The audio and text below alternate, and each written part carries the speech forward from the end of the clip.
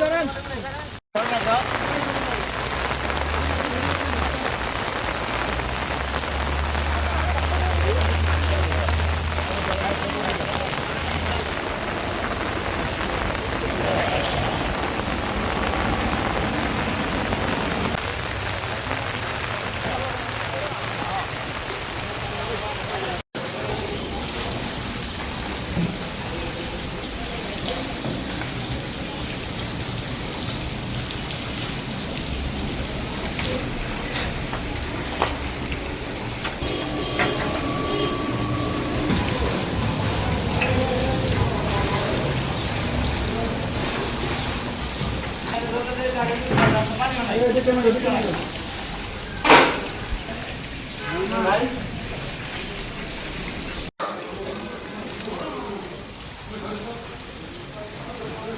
ঝড় বৃষ্টি বন্ধ এটা থাকবে, এটা প্রাকৃতিক দুর্যোগ।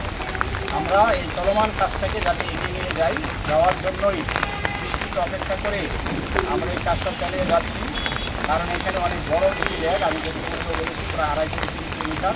আমাদের এই ঘোষিত কর্মসূচির মধ্যে 30 তারিখের মধ্যে আমরা এটা সমাপ্ত আমরা করতে পারবো না যদি আমরা কাজ চলমান না রাখি।